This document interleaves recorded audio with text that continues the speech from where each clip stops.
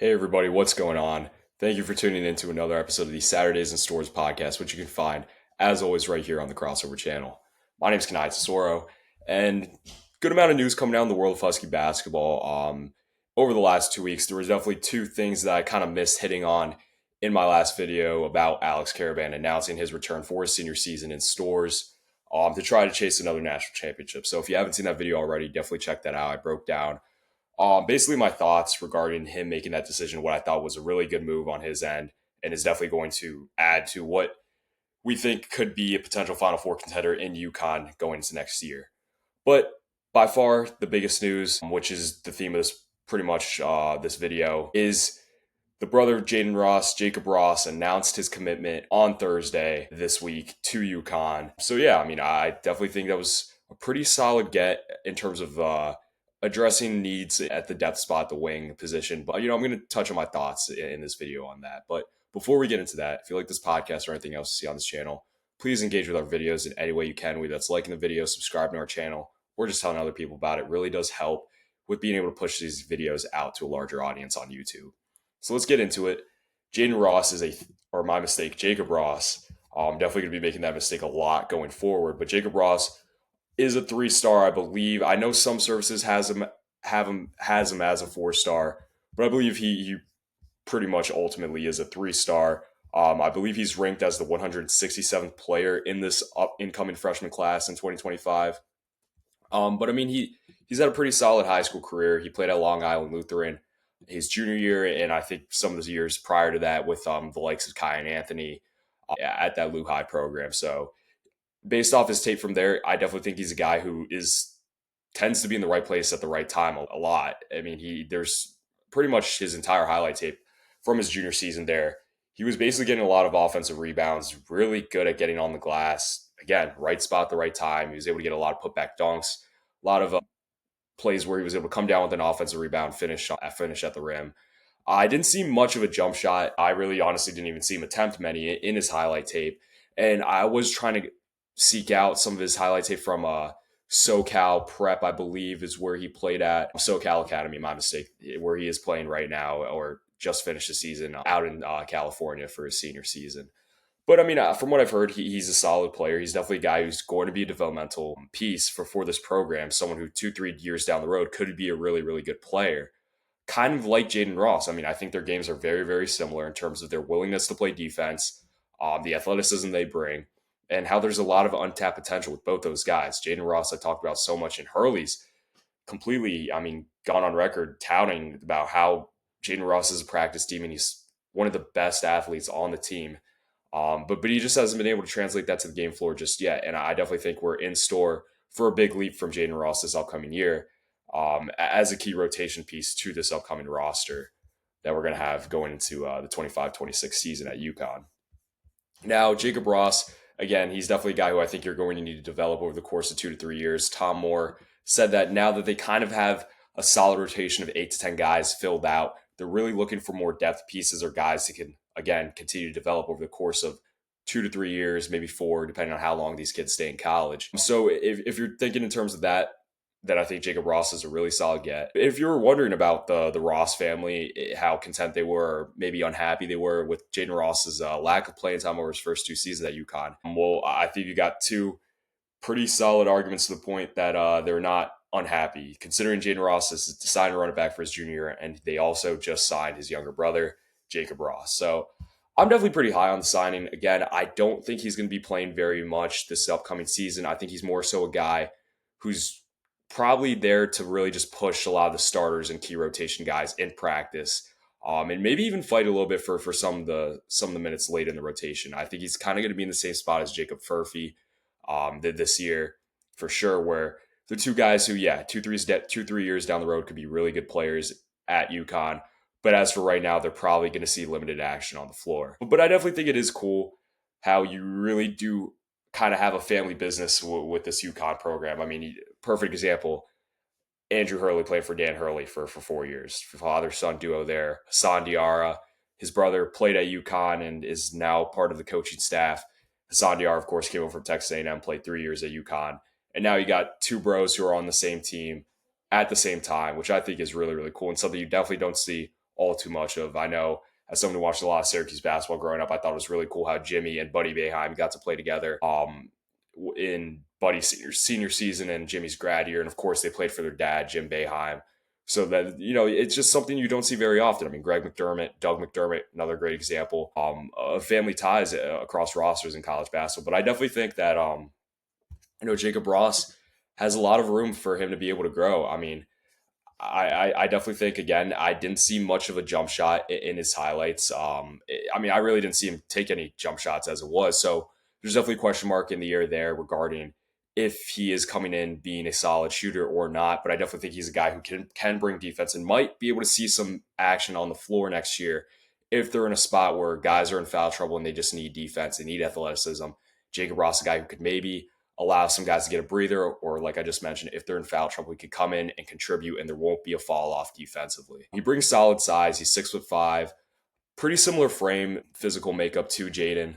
But again, I think he's a guy who's you're going to need to develop over the course of a few years. And again, 2-3 years down the road, he could definitely be a solid rotation player, maybe even a starter. And probably he's going to be on that same kind of growth path line that the staff kind of wants and has Jayden Ross on right now. But Jayden Ross, definitely a guy who I think has a chance to make a really big leap coming off the bench next year, try to solidify himself as a legit 3-and-D player. I know I talked about in the last episode breaking down Alex Karaban's return. I did mention towards the end of that episode that I would like to see UConn try to get another athletic wing who can space the floor, knock down the three, and also bring high-level defense. And I definitely think this isn't necessarily that, just because, again, I don't think Jacob Ross is going to be seen too much action on the court next year in games, but it does fill the need in needing more depth at that kind of 3-4 spot, maybe even at the 2 a little bit. But yeah, I wouldn't hate to see UConn continue to maybe go after someone who has already played college basketball and has already kind of been in a defined role in a different system at a different program. And I would also like to see another 5, like I talked about in that video, just to challenge Ryba a little bit for some of those minutes and just bring a little bit more of a veteran presence, of someone who, again, has played 1 or 2 years at minimum of college basketball. So you can continue to develop over the course of a few years, if so. But yeah, end of the line, I think Jacob Ross is definitely a solid get, just in terms of having a guy you can develop over the course of a few years, depending on how long he sticks with the program. You never know these days with NIL and the transfer portal and how crazy the state of the sport has gotten. But on top of that, you're bringing in a guy who's going to be able to push guys in practice, another athlete, so that's definitely helpful, a guy who can play defense and really get on the glass, like I talked about several times in this video already. He seems to be in the right spot at the right time a lot. So I definitely think that's a good glue guy piece to have on your team in your program going forward. But just to talk about some of the other things that I mentioned early in the video that I kind of forgot to touch on last week. Number one thing being Mike Nardi, coming in and filling that assistant coach role. He is taking Tom Moore's spot. Tom Moore is now the general manager of UConn men's basketball. And I really do like the move of Tom Moore kind of stepping up into, it depends how some people look at it. Some people look at it as a step down. I honestly view it as a step up, just considering Tom Moore was kind of on the fence about retirement at the conclusion of the season, and he wanted to stick around with the program. And I think him being in general manager position is great. Just he's been around the program for so long. He's won 4 national championships. He was there with Calhoun, there with Kevin Ollie, and he's been here with Hurley. So he knows how to get along with the alumni. I'm sure he has relationships with that. And just with what NIL is these days, you need to have established relationships with alumni and former players. Like that's so crucial in being able to get booster money and funding for your NIL budget every year in and year out, going into every season. So I definitely think that's a guy who is really good at making relationships with former players. And he's definitely a guy who could maybe lure the likes of Kemba Walker, Shabazz Napier, Mecca Okafor, Ray Allen, guys like that to maybe throw in a little bit of their own money into the program going forward. Just considering you look at how the landscape of the sport is going with teams spending more and more in their NIL budgets every year. Kentucky, they get $20 million roster. I know some people said 18, some say 22. We'll call it split down the middle, say 20 million that they've spent. St. John's, I think, has spent close to 12 million. So another team in the Big East that you're going to have to compete with for quite a while in the foreseeable future, for as long as Pitino's there. And I'm sure they'll probably, once Pitino decides to step down and retire, I'm sure they'll get another guy who will probably be just as good as being able to fundraise and get the money they need to spend on players. But again, going back to Mike Nardi, I do think there's a little bit of he's just not really well known in the landscape of college basketball. He served as an assistant coach at Villanova for a while. He's a guy who has roots in Philly and in Jersey City. So considering Jersey City, I'm sure he'll probably mesh with Hurley quite well, just considering they both come from the same kind of upbringing in the same place. So that definitely helps. He's a Big East guy who definitely has a lot of knowledge. I know Villanova hasn't been great the last few years ever since Jay Wright has stepped down, but Villanova is still a really illustrious program in the sport, and I'm sure he definitely knows a lot X's and O's wise, and I'm sure he's going to contribute a lot recruiting on the recruiting tail as well. Just considering Tom Moore isn't kind of in that elevated position as the GM now. But yeah, I like Mike Nardi. I mean, considering you're losing Tom Moore in that assistant coaching spot on the staff, I definitely think Mike Nardi was a solid replacement. I know I've heard skewed opinions about him. I've heard some good, some bad, but I'm sure he'll be fine. He knows the Big East. He's from Jersey City, so he should get along with Hurley quite well, I would think. But yeah, I mean, there's really not too much to talk about regarding Mike Nardi and him kind of filling that role. It's just I don't think it's anything that's going to cause any crucial big changes to the way UConn's coaching staff runs. But I definitely think you need to fill a void. I think Mike Nardi was definitely a solid guy to fill that position with Tom Moore, now becoming the GM of UConn men's basketball. Now let's move on to the other last segment of this video, and the other thing I kind of forgot to talk about in the last episode. Now I know I don't really talk about NBA basketball too much. I know with the Crossover U and the Saturdays and Stores podcast, it really just isn't my main focus. But I do think it is fair to shout out some of the former players, and that one of those being Stephon Castle, who just took home the Rookie of the Year. I believe almost 2 weeks ago at this point. So I am really late to talk about this news. But I mean, yeah, I just congrats to Steph Castle. I definitely, he was my pick to win Rookie of the Year. Bias aside, I really truly did believe that he was going to prove to be the best rookie. And I honestly think go on to have the best career out of anyone out of this past year's draft class. I was really all in on his NBA stock after that Alabama Final Four game where, yeah, he had to come in and play a role the whole year, which, like I've talked about in the past, it's so hard to find 5-star All-American guys who are willing to come in and not be on the ball 100% of the time, or not get in their feelings when maybe they're not getting the amount of shots that they want to take every game. He came in and accepted a role. He did the dirty work, playing defense. I mean, just the assignments he had to guard throughout the NCAA tournament was just ridiculous. And the job he did on a lot of those assignments were outstanding. I mean, you look at Boo Boo, he was able to neutralize him completely in that game. Terrence Shannon, same deal. Lamont Butler, he played really well against, again, when UConn plays SDSU in the third round of the NCAA tournament last year. Mark Sears, he kind of had a little bit of a roadblock there, but they needed him to show up offensively, which I'm going to talk about in a little bit. And then Braden Smith, between him and Haas, they played Braden Smith really well in that game. So going back to the Alabama game, I definitely think Alabama's game plan was by far to let Steph Castle shoot, challenge him to take shots. That you saw how they sagged off of him early in the game on when he was at the 3-point line. And they basically said, hey, UConn's really experienced. They're really talented. We're going to put all the weight of the world on their 5-star freshman, who hasn't really, had moments throughout the year like 20 points against St. John's, 21 points against Providence. I made a really good game in the final home game of the season at Gamble on senior day against Seton Hall.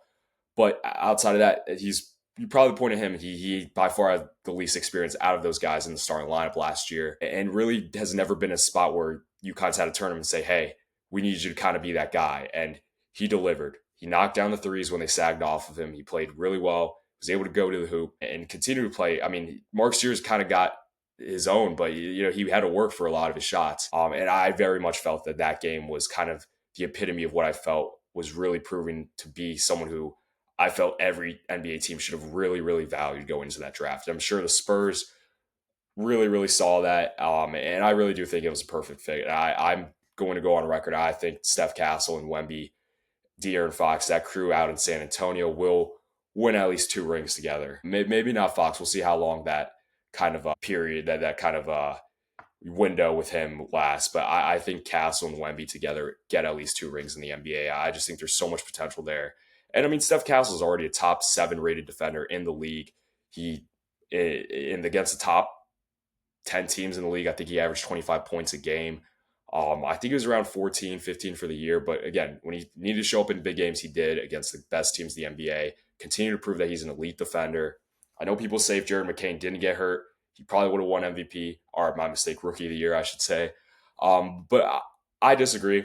Even putting my UConn bias aside, I just think Steph Castle is able to impact the game on both sides of the basketball, offensively and defensively. I do think a lot of Jared McCain's success, not to slight him in any way, shape, or form. I know he is a Duke alum, so people might think I'm talking down on Jared because he is from Duke. I promise you that is not the case. I feel a lot of his success was kind of attributed to him kind of being the go-to guy when the likes of Tyrese Maxey, Joel Embiid, Paul George all got hurt. But I do think Jared McCain will be a very, very good player. But that's not what this segment is about. It's about Steph Castle. Got to give him all the flowers in the world.